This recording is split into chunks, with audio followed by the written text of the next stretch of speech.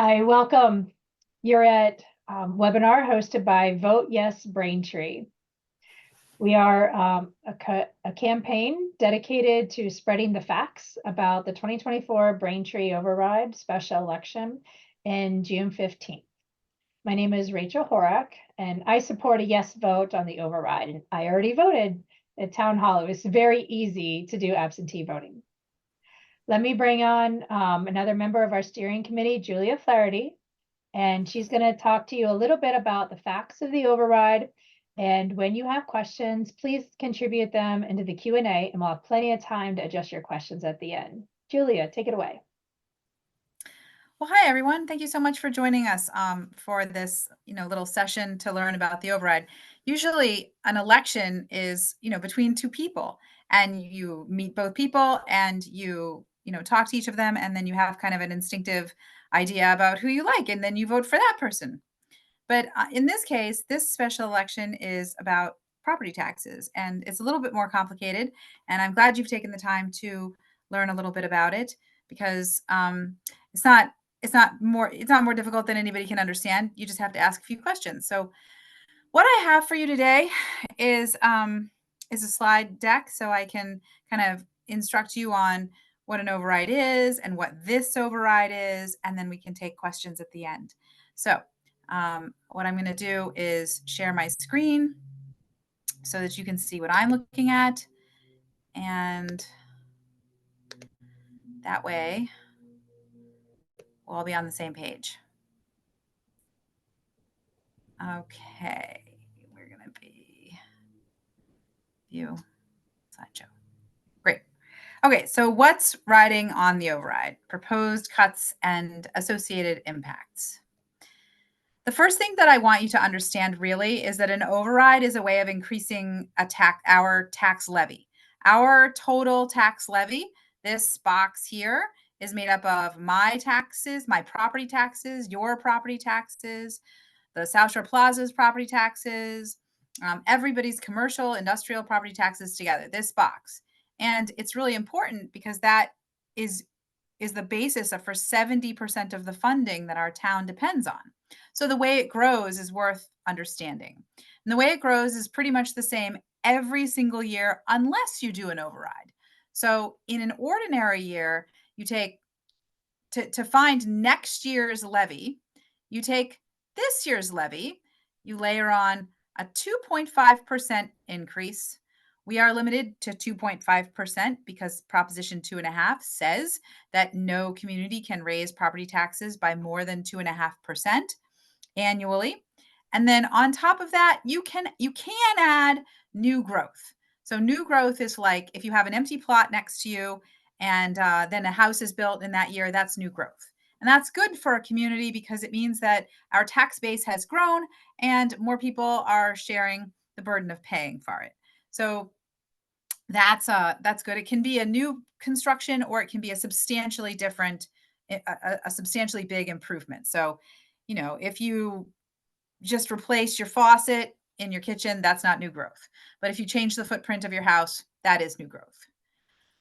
So this year's tax levy is the entire value of the town. Next year's tax levy is calculated by taking the total amount of this year's tax levy, adding on that 2.5% increase, adding on the value of the new growth, and that becomes next year's tax levy. And then the following year's tax levy is calculated in exactly the same way, where you take next year's tax levy and you add on the 2.5% increase plus new growth, which results in this like stair step kind of quality to our property taxes. As long as new growth is relatively similar from year to year, then you're growing your tax levy in regular and predictable amounts, kind of like a set of stairs. If you do an override, it's a little bit different because the calculation changes. It still starts with this year's tax levy. This year's amount is still the base. And on top of that, you still layer 2.5% increase. And on top of that, you still layer new growth. But if we pass an override, we add this override sum at the very top. And that becomes the base for next year's tax levy. But you'll notice in the following year, we return to just having the 2.5% increase. So it's kind of like stair steps. We're climbing the stairs, we're climbing the stairs, we're climbing the stairs, and every stair step is roughly even unless you pass an override where you get one stair step that's just a little taller. But then after that, your stair steps go back to being even, even, even, even. So that's what growth with an override looks like if you're looking at a diagram. If you're looking at how it actually looks in our for our budget, it looks more like this, where you have this big, tall gray box, because we've been doing this for a really long time. And we've been layering that 2.5% every year since 1980. So on this, you can see how it looks proportionately, where you have the gray bar is this year's tax levy. The light blue is the 2.5% that you would add, and the teeny little sliver at the top, that's your new growth. And again, you can see how it goes up like stairs. Fiscal year 22, fiscal year 23, fiscal year 24, unless you pass an override where you can get one stair step that's larger than the others. And that's represented here with this green. You can see there's like we zoom in here. This is what this looks like close up, so you can kind of see what it is. But again, after that, after we have one larger stair step, then it returns to the 2.5% plus new growth, and climbs at more regular intervals, just like it always has. So that's what we're talking about. We're talking about whether we want to have this portion added to our base, and what we get if we do pass it, and what we get if we don't pass it. So again, the tax levy forms 70% of the funding for many of the town services that we rely on, all the big ones and all the little ones. Big ones like police, fire, public works, schools, and then smaller ones like elder affairs, planning, town clerk, library. Our elections are covered by this. The mayor's office is covered by it. Every single service that is supplied, every single building that you use, all are provided for through the tax levy. That means that your property taxes are the only taxes that you pay that stay right here in Braintree. Other taxes may have like some that comes back to Braintree, but your property taxes really do shape the quality of life that we have in this town. And in that respect, they are unique. Okay, so what will be cut? Okay, whoops, I didn't mean to do that. I want to go back. Hang on. Okay, so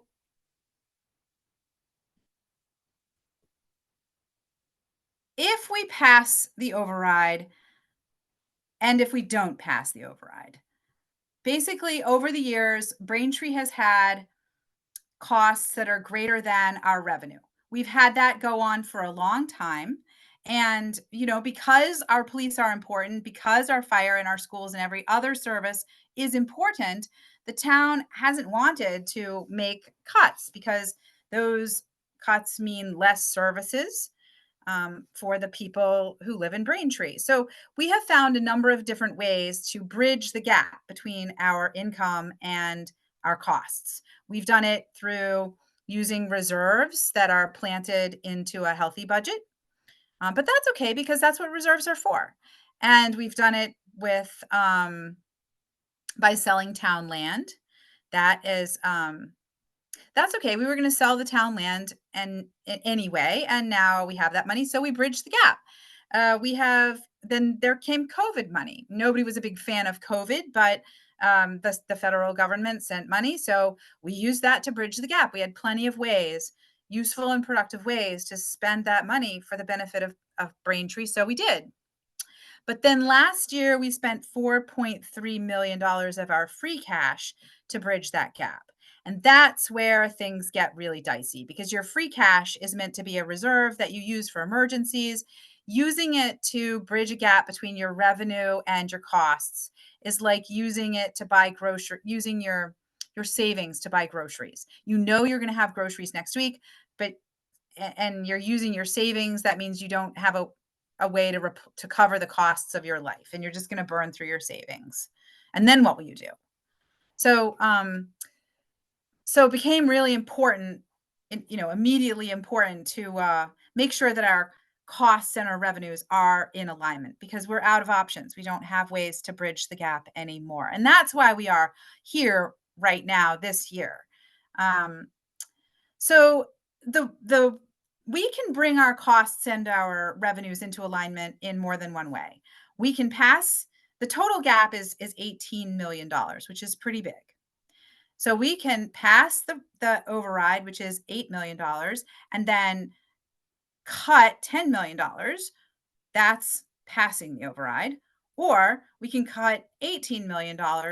That's not passing the override. So if we don't pass the override, there will be cuts in every major department in Braintree.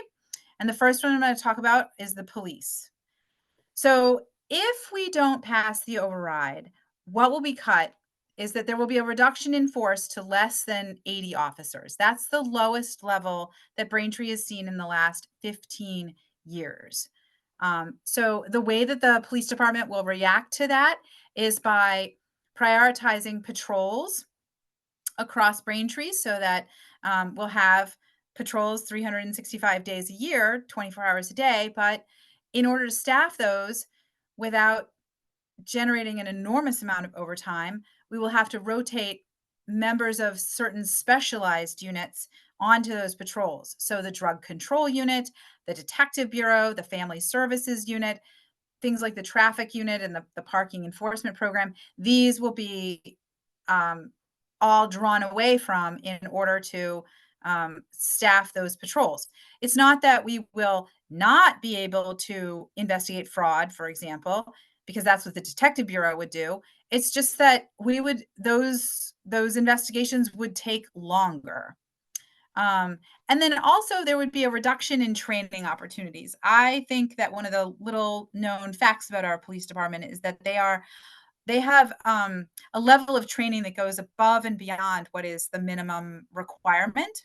And that has been very hard won by our department, which achieved an accreditation that is over and above the minimum standard. And to do that, they developed a lot of training opportunities and new policies and more sophisticated ways of managing crime and dealing with crises. So this reduction in training opportunities would mean that there would be no more in-person training opportunities. It would become online. It would be more like a maintenance mode kind of training rather than a training to improve skills. So that's the police department. Then there's the public works department, and I apologize that the print on this is so small. I need to get that. I need to address that. But basically, with our public works, it's that we will overall eliminate, if we don't pass the override, we will eliminate 35 budgeted positions. And if we do pass the override, what we buy back is roughly 15 to 20 of those positions. That some of those positions are seasonal, summer work for construction and road building, for example. But just to summarize, in our maintenance and in our facilities and maintenance department, if we don't pass the override, we would lose 20% of those people. Those are the people who take care of buildings and vehicles, all the vehicles that like the school buses and the police cars, and also the snow plows and every other vehicle that we use in Braintree. They take care of all of that, and the buildings that we use. So also the highway department would lose 40% of their employees. They're the people who fix potholes, they clear drains, they repair traffic signals. They do all kinds of things to keep roads in good repair. And also our parks and recreation department is folded into public works. So if we don't pass the override, what you would notice is not that things would stop. It's not that we would stop taking care of our buildings or stop filling potholes. It's that it would take us longer to do those things. And, since parks and recreation are part of that too, like you would notice that the lawn gets mowed, but less often. Trash litter gets removed, but less often. Um, Baseball fields are groomed, but less often. So that these things just aren't as well maintained because we would have fewer people taking care of them. But we wouldn't stop maintaining them. If we pass the override, what I want to emphasize is that the difference between passing the override and not passing the override it's not a question of whether we make cuts because our government is going to get smaller. It's just a question of the magnitude of those cuts so that we understand we will be spending less either way. But we will the cuts that we do make are so much more manageable if we pass the override than they are if we do not. For schools, overall, if we do not pass the override, we will lose 91 teachers and staff. That's like 10% of our total teaching force. If we do pass the override, we restore funding for 46 of those positions. So again, we are going to make cuts, but with the override, we substantially moderate the difficulty of those cuts. So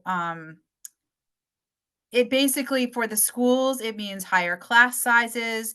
It means an elimination of a lot of support staff for math and reading specialists. It means, that art and music get drastically reduced. And for our high school, that we would not be able to maintain the same graduation standards as we have at present because we wouldn't have enough people to deliver the instruction to hold kids accountable for the standards that they're required to fulfill at present. So we would have to reduce those standards. And if we do pass the override, we can keep the current standards. We get back a lot of our programming. Class sizes are increased, but not by as much. It's a more manageable cut. Okay, where does the funding go? So, as I think I said, the total amount that would be raised through the passage of an override is $8 million. $4 million would go to the schools, $1.5 million would go to the police, $1 million would go to the DPW, and $1.5 million would go to something called an override stabilization fund. And I'm going to just, explain an override stabilization fund for a minute. That is a fund that is designed to extend the impact of the override over a number of years in the coming years. Because, like I said, 70% of the functioning of all of our departments, 70% of the funding for them comes from our property taxes, but 30% comes from elsewhere. And one of the things that Braintree is going to do in the coming years is build up those other forms of revenue. Things like permitting fees for developers to pay when they wish to make a development in Braintree. That's a good example, but it's certainly not the only example. And as Braintree works on developing these other kind of commercially oriented revenues, we will be able to use the override stabilization fund to kind of fill holes in our budget that emerge, perhaps unexpectedly, without having to dig into our free cash. And so as we do that, a budget is like a giant steamship. It just doesn't turn on a dime. It turns gradually. It changes course gradually. And the override stabilization fund allows us to account for that gradual change without having another budget crisis. When I look at this override, what I see is a plan. I see a plan to bring our costs into alignment with our revenues, which every town needs to do. I see a way of mitigating the impact of the cuts we need to make. And I see a plan in place to ensure that Braintree boosts its other revenues in other ways and uses this override stabilization fund in the meantime so that we have a much more stable financial situation than we have had in quite a while. Okay, so overrides, Braintree's never had one. But what I'd like you to understand is that they are more common than people necessarily recognize. When you look at other communities and you're like, how do they have these nice things? Because they have a nicer senior center or because their schools look better than ours. This is how they do it. Cohasset has had 10 overrides. Milton has had 9. Scituate, 7. Hingham, Rockland, and Holbrook all have had 5. Marshfield's at 4. Abington's at 3. Randolph's at 2. And Canton's at 1. Braintree's at 0. And I think that, Proposition 2.5's purpose was to make it quite difficult for municipalities to increase taxes beyond 2.5%. And that's because it's meant to require fiscal cautiousness, prudence on behalf of every single municipality, but it's not meant to make it impossible for communities to raise taxes beyond 2.5%. That's why the override is a part of the plan, because at the end of the day, eventually communities are going to see enough years where costs are greater than 2.5% that they're just not going to be able to bridge that gap forever with other funds. And you have to kind of readjust. What you see with this list of overrides, that's the readjustment that other communities have done, several times in some of these cases over the years. Some communities do it regularly with kind of small overrides. Other communities don't do it very often at all. And it's a kind of big deal and it's a bigger sum and they do it all at once. Either way, I think communities do have to eventually face the prospect of an override or they can't really thrive. You'll note that there are 2 communities on this list who have never had an override, or they're not on the list because they've never had an override, and that's Quincy and Weymouth. And the reason Quincy and Weymouth are not on that list is because they have so much new growth that they haven't needed to have an override. Because as you recall, new growth gets factored into the tax levy. Braintree hasn't chosen that path. And so, so this is our path. This is our path, or we erode our services because there's no other option. And it's also worth noting that Braintree's tax bills are not high in comparison to area towns. This list shows you a bunch of towns, and Cohasset is right at the top with a $15,000 single-family tax bill, average single-family tax bill. And then you have a whole list of communities, and then you finally get to the first line where it says Braintree after passing an override. And this other blue line is Braintree today. So today, Braintree is squarely in the bottom third of our tax bill. And if we pass the override, we will still be in the bottom third. Our taxes are low, partly because we have a split tax rate with commercial and residential rates being different. And that's something that we're able to do because we have a strong commercial tax base. But our taxes are low, and it's important that we fund our community. And it's also important for us to be mindful of keeping our tax rate low. But we do have to, all these services cost money, and we have to pay for them.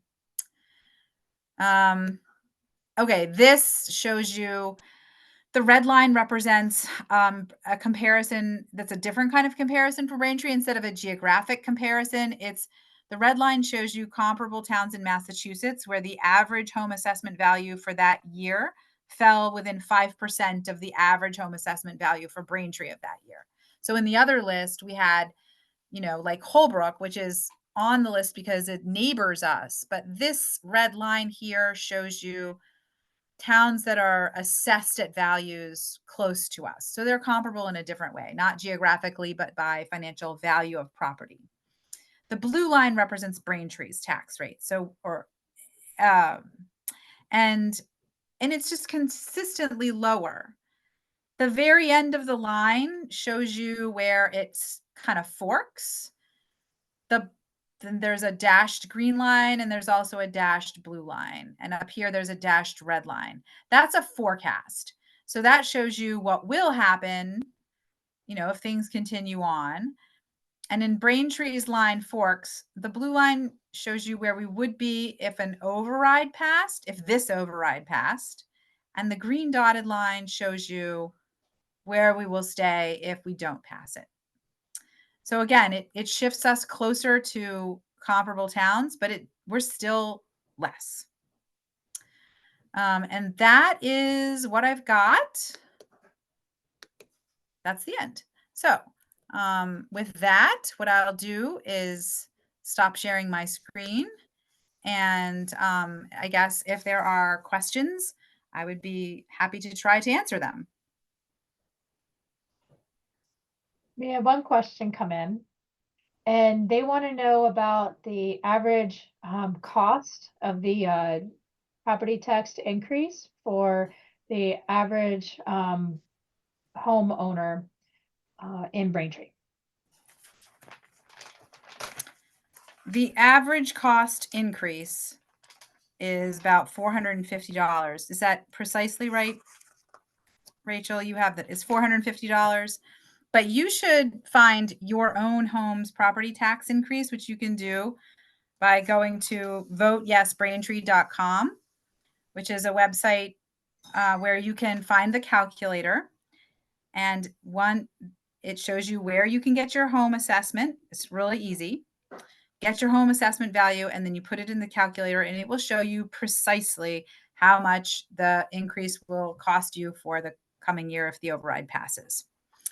And there's the website right there at the bottom that Rachel has supplied for you. So please do visit it. That is something you should know going in so that you have an informed vote. Absolutely. Also on the website, you can learn a little bit more about Vote Yes Braintree, about what we stand for, who's on our steering committee, and there's a couple of videos and a couple more FAQs about what's at stake. Go into a little bit more detail than we did here today. VoteYesBraintree.com. Here's one question. What years did Braintree try to pass an override? I heard that there was 2 override attempts in the past. And a side note, the audience members thanks us for a wonderful and clear presentation. So what were the years that the override was attempted in Braintree? One override was attempted in Braintree in 1997. That one was crushed with like a 70% no vote. And then a second one was tried in, I think, 2003. And that one was much, much closer, but it also failed. We have also had debt exclusions in Braintree. The most recent one was the debt exclusion that we passed for South Middle School. And that's how we got South Middle School. That was successful, but that's a different kind of an override. A debt exclusion is paid for through your property taxes, but it is not factored into your tax increase, which is why, at the very beginning, you didn't see anything about a debt exclusion. Debt exclusions are different. Once those costs are paid, that tax goes away. Braintree's had other debt exclusions that have failed. So we've only ever passed the one. But it's different from an operational override, which is used. A debt exclusion is for like paying for something that you're a building or an improvement to an existing building. And an override, like what we hope will be passed on June 15th, that pays for the people who work in the building. Well, which in one example for the schools, it's well, let's see if I remember the estimate. It's about 75 to 80% of the school's budget is paying for the people. Is that an accurate estimate? It is. Yep. It's huge. Yeah. So we don't have any more questions, but I'll just remind people to vote, and the polls are open on Saturday, June 15th from 7 a.m. to 8 p.m. And if you want to vote absentee because maybe you're not in town on June 15th, you can do that right now at the town clerk's office during normal business hours. So if you have further questions, you can contact us at voteyesbraintree@gmail.com, and I'll be happy to get you a response as soon as possible. Otherwise, thank you so much for joining us today, and you hope you have a great evening. Bye, guys. Thanks for coming. Thanks.